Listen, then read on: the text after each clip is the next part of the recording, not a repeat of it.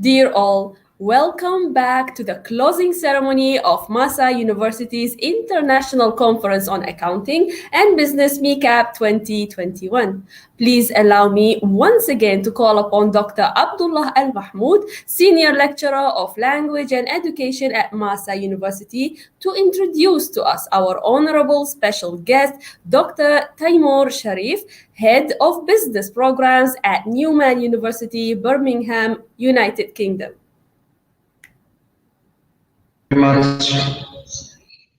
Thank you very much, Ms. Sarah Muhammad. Good morning to Dr. Taimur Sharif and good evening to others who are here in Malaysia. It's my great privilege to introduce our special guest, Dr. Taimur Sharif, today.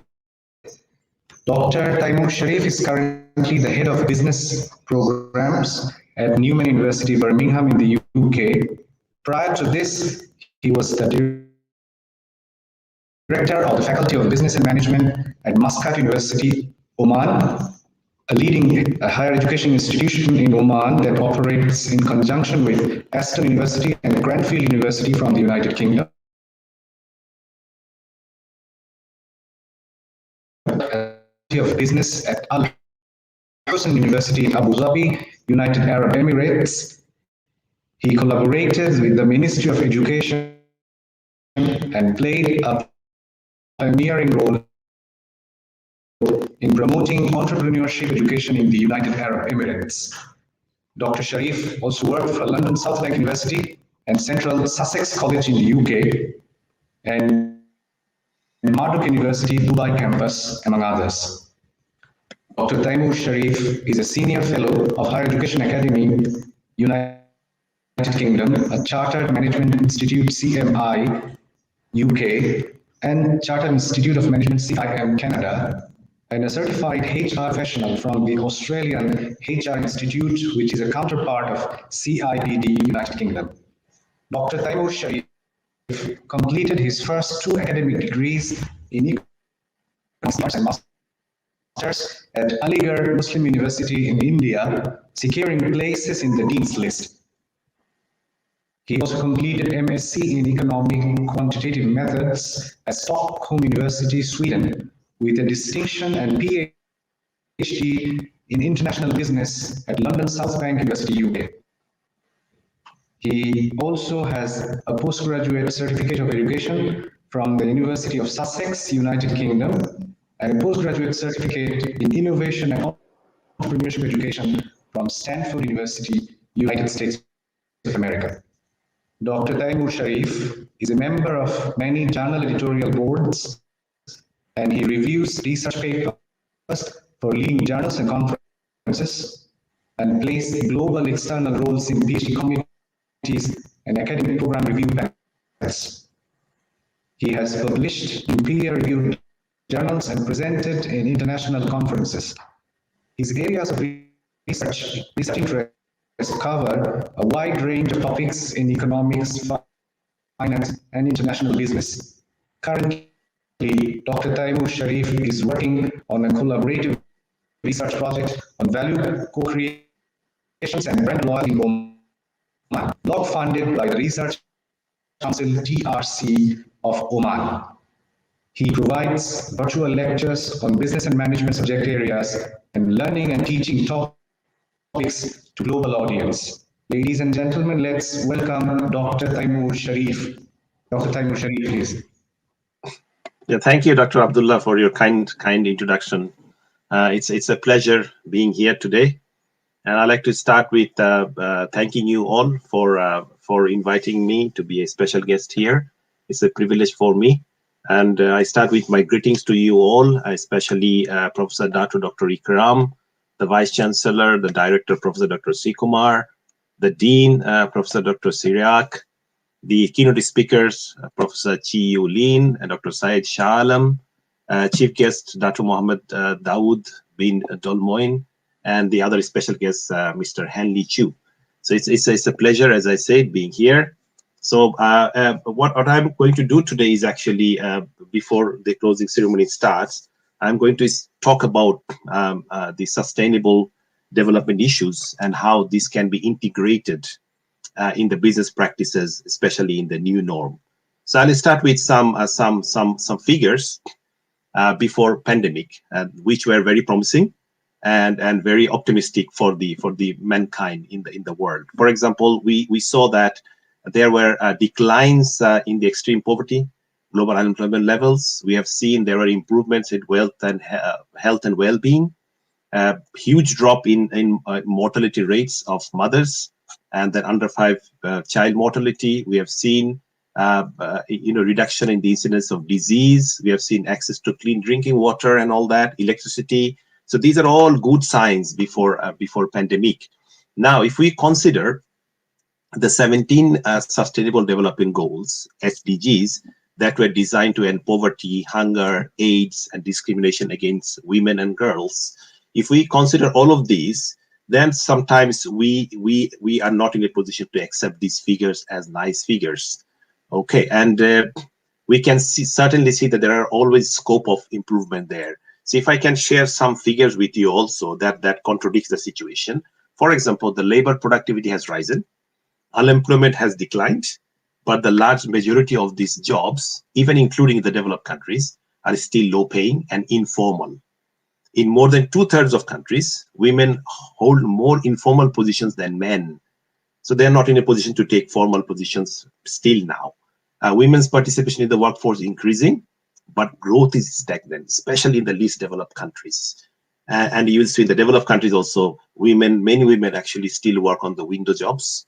And at the current rate of progress, it is estimated that it will take about 200 years to achieve gender equality if there is no strict law in even half of these countries. With the stagnated wage, a small group of individuals hold the same amount of wealth. So it means they don't grow, they don't prosper economically. As the bottom of the 50% of the world, the gap is widening. So the situation is actually not really very good in terms of achieving the SDGs of the United Nations. Now, there are actually 2 major issues that I'll be highlighting here that really undercut the success stories, like in terms of declining mortality rate, access to clean drinking water, electricity. I'll be highlighting 2 issues mainly here. One is the inequality that I just shared, and the other one is the planet in peril. It means the planet in danger. Because of what? Because of rapidly warming climate change. And the statistics show that over 1 million lives lost as a result of climate-related disasters in the last 2 decades only. The economic cost of climate is also significant. 77% of the nearly US $3 trillion in disaster-related losses have taken place. Last 5 years were the hottest years on record. The concentration of greenhouse gas emissions has reached the highest level in 3 to 5 million years. So we are really in a really bad situation at the moment. High-income countries in particular struggle with Sustainable Development Goals number 14 and 15, which is life below water and life on land. And we have seen so many videos and pictures, national discoveries and all that, these challenges, channels they show us. The least developed countries and their most vulnerable populations are the least responsible for the climate crisis. But unfortunately, they're the ones who are most hurt by the outcomes, by the actions of others. Now, when you look at the national statistics, the progresses and improvements, the national governments usually show nice success stories. They show that they have done this much of things, they have allocated this much of fund, they have improved like this, they have improved like that. But actually, if you go to the grassroots level, micro levels, you see that the benefits did not reach to that level. So it means there is something wrong here. So what could be done? Now, if I share some findings from the UN reports that actually showed that it's the private sector companies that are increasingly leveraging their resources to advance the global goals, Sustainable Development Goals, In particular, the UN Global Compact Progress Report 2019 showed that 81% of companies were taking actions to advance the global sustainability goals. 59% of them doing so through the implementation of the 10 principles of the UN Global Compact on human rights, labor, environment, and anti-corruption. So private companies are doing a lot on their own initiatives. And they are the ones who are actually directly in touch with the customers and the population in a country. So they can actually give the benefits directly to them. So there is no doubt that it's the business community who can actually play an enormous role. So this is where is the focus today. So I'm going to share with you some experiences of some prominent companies and some unknown companies, how actually they practice sustainability. Typically, we understand that there are many ways that a company can become sustainable. For example, by reducing waste, a typical one, preventing pollution, adopting clean energy, conserving water, greening the planet by planting trees, using sustainable materials, making their products sustainable, and by adopting sustainable business travel policies. So these are the ways typically we see that globally people try to actually be sustainable. Now, let me share some examples, specific examples on global companies. For example, Nike. They actually created an app. So using the app as a customer, you can see their index, the materials they're using, and how they're dealing with things, supply chain and everything. They understand the environmental impact. They minimize the brand's footprint. They work with like-minded suppliers. So when they choose the suppliers, they find out who are actually environment friendly. And they participate in climate change summits. They sponsor them. They try to promote a circular economy. So these sort of activities they are actually doing largely these days. And they started effectively from 2013. Ford, you know, Henry Ford and his Ford company, everybody knows about this company. They are doing a lot. In the recent years, they has increased their usage of renewable materials in vehicles. They have reduced their global waste by 5.5% in 2018 and 14.4% reduction in water use since 2010. And the 100% renewable energy in for all manufacturing plants globally by 2035 is their plan now.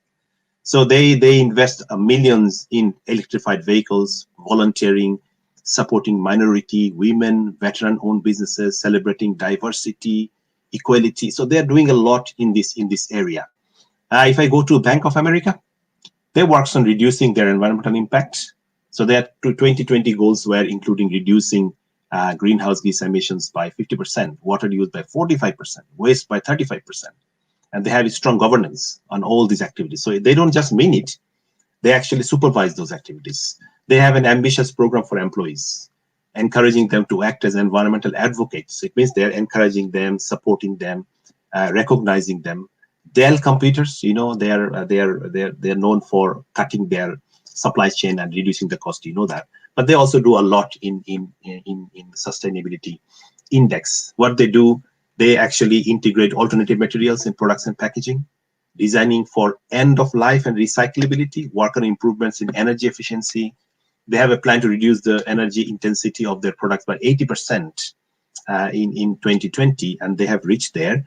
They have already developed their Vision 2030, which confirms the fact that sustainability in business is all about long-term smart goals and clear objectives. Even PepsiCo, we know that fizzy drinks and all that.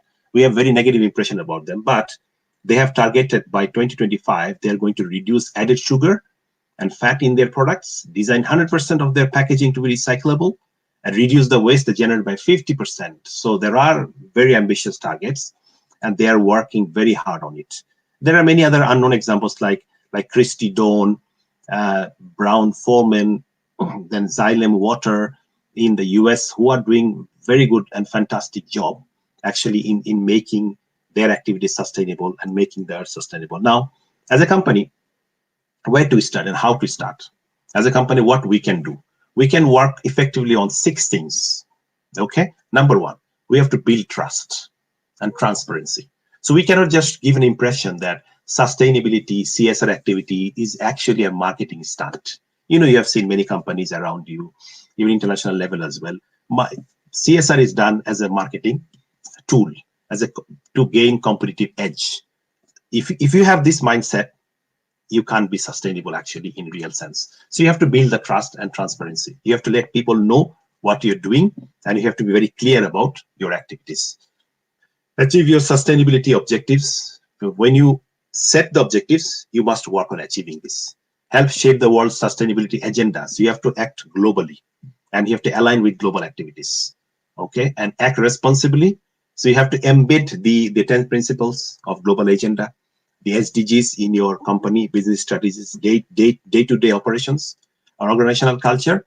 You have to keep finding opportunities For example, you have seen that Dr. Professor Yunus right now is actually promoting social business, actually over the last few years. And social business could be one of the ways how you can create opportunities for your society. You can still do businesses, but you can solve the social problems, environmental problems, and other things. Inspire and advocate. You just don't practice sustainability in your business, you promote it. You influence your peers, you influence your partners, your employees, your consumers, and public at large, the community at large. Now, so who will start this process? Where to start this process? Someone has to be there to take the responsibility. Actually, it can start with personal leadership. So what is a personal leadership? It's first and foremost having the courage to take its stand, not simply watching as the world turns increasingly unsustainable and divided and doing nothing.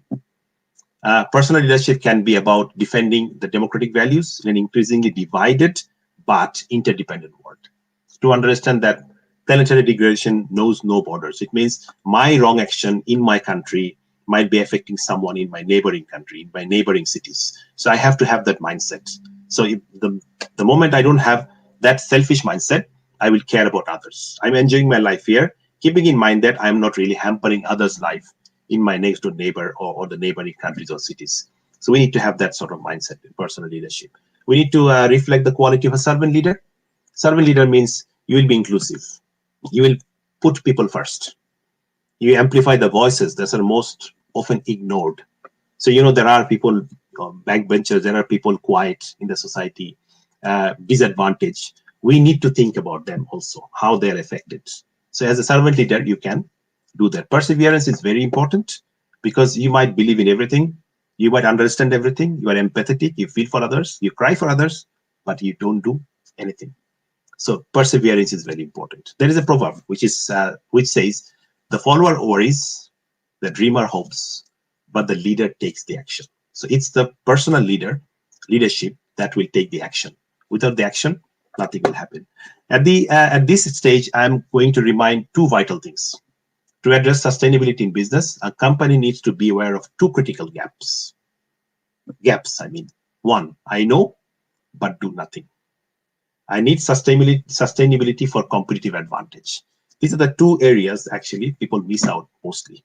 Now, let me share a data from an MIT report in 2017. It says 90% of executives found sustainability to be significant. They agreed that sustainability is significant, but only 25 of them incorporated this in their business models. So you can see the gap.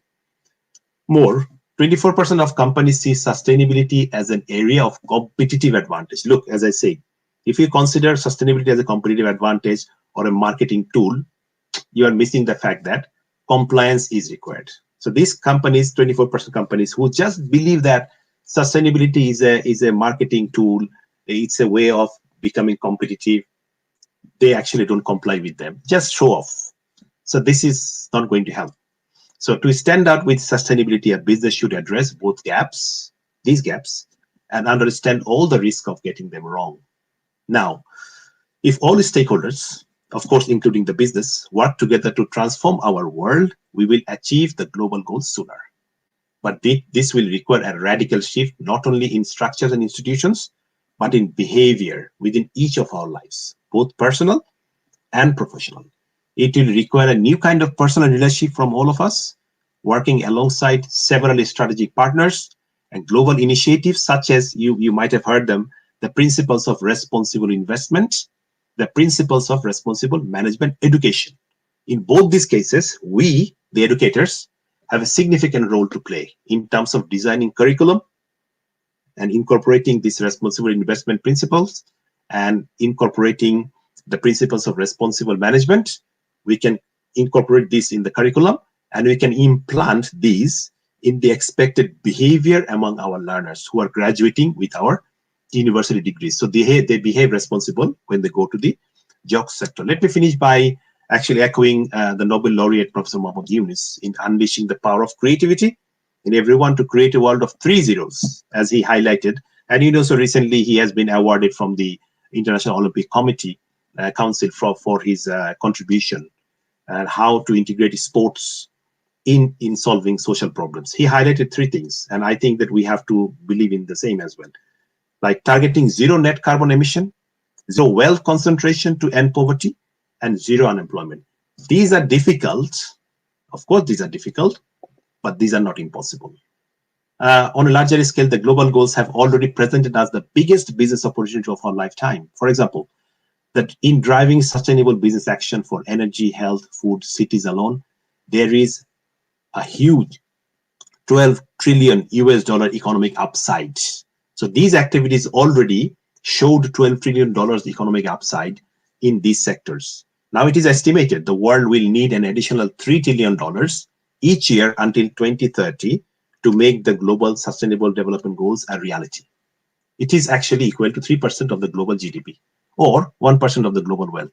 So clearly the funding required exists, but now we need to channel it towards actions and investments that advance the 2030 agenda of the United Nations. So why waiting? Let's leave it and let's do it.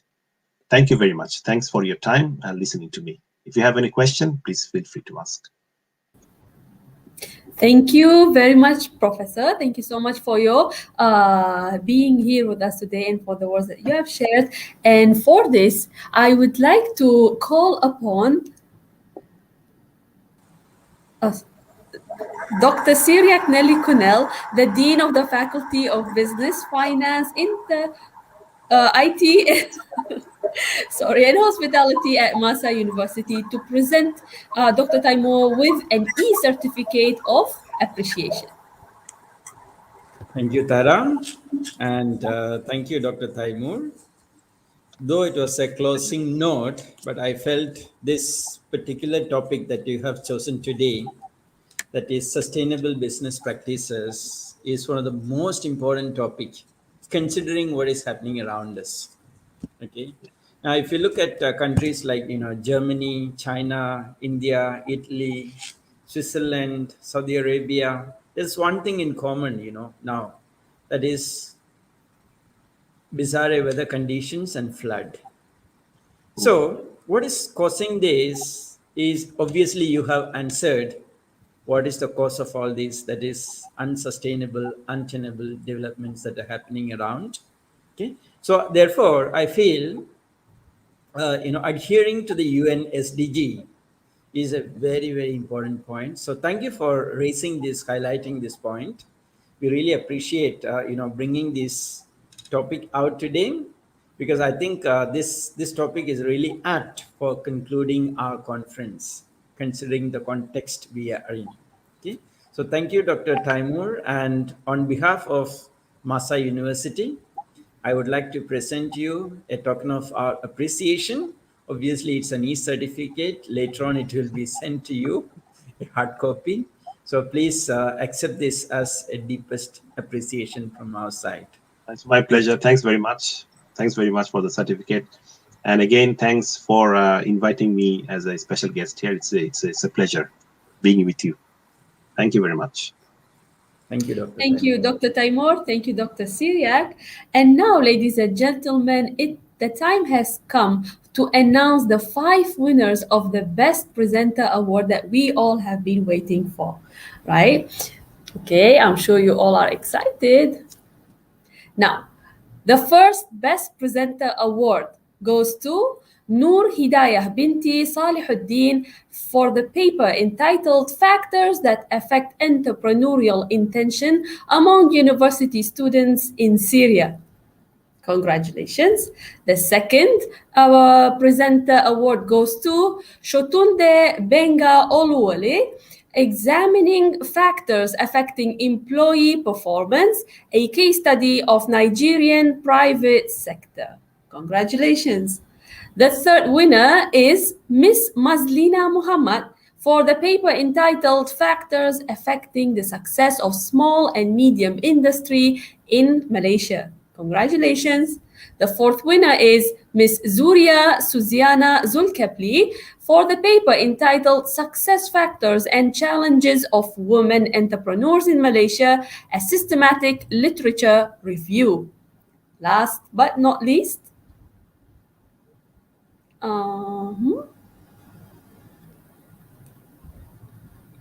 We do have one more winner, I believe. All right. In the meantime, and before announcing the last winner, why not we now invite Dr. Pang Kim Kwong, the MICAP 2021 Conference Secretary, to share with us the vote of thanks. Dr. Pang?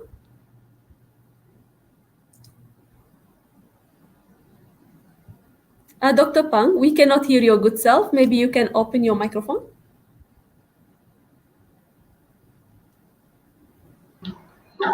Yes. Thank you, Tara. Thank you, Ladies and gentlemen, good afternoon.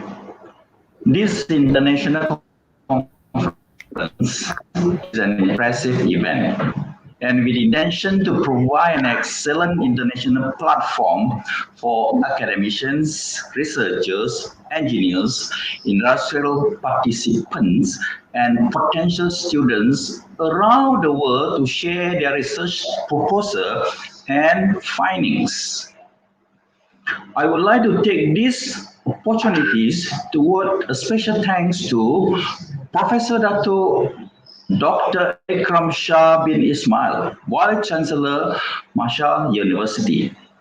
Dato Muhammad Daud bin Do Muin, Professor Dr. Chia Yu Lin, Mr. Henry Chiu, Dr. Taimur Sharif, for their valuable time to share ideas and experiences with us today.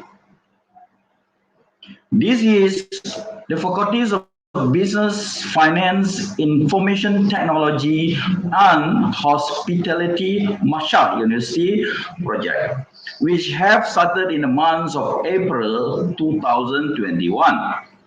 Our organizing committee has collaborated closely with MAHSA's MAHSA Solutions, Freight, and Marcom departments to achieve such an accomplishment.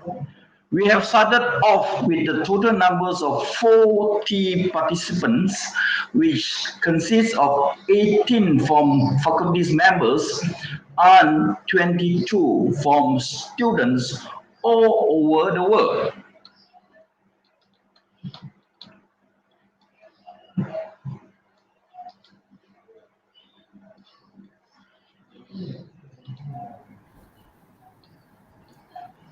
Dr. Pang?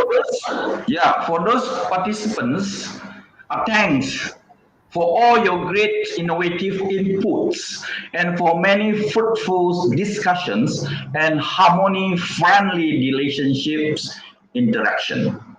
The staff of various faculty centers have taken care of professionals, excellence, and caring.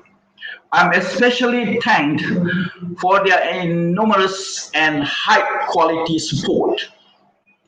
All those who contributed to the conference, thank you for all your excellent work, sincerely. It is fair to conclude that the conference was a great success. So many people have contributed in so many ways to turn this event into a smoothly running meeting with many very interesting presentations and a very good atmosphere for discussion and networking. I owe much gratitude to distinguished guests. The MICAP 2021 conference team, we hope you will enjoy and benefit from your times with us with love. And I thank you.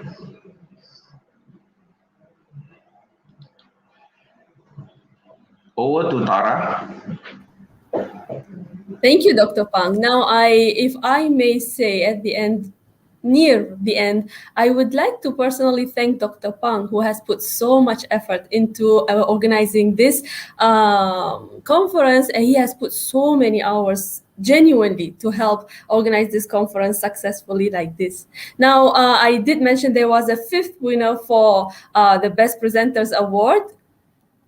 May I please call upon or announce the name of Rachel Po Su Ying for the paper entitled Factors Influencing Perceived Service Quality Among Homestays in Penang. So congratulations to Rachel as well. Ladies and gentlemen, we have reached to the end of MAHSA University's International Conference on Accounting and Business, MICAP 2021. We hereby would like to extend our deepest gratitude for each and every one of you for being here with us today. On behalf of MAHSA University and the Faculty of Business, Finance, Information Technology, and Hospitality, we would like to wish you the best. Stay safe and thank you very much.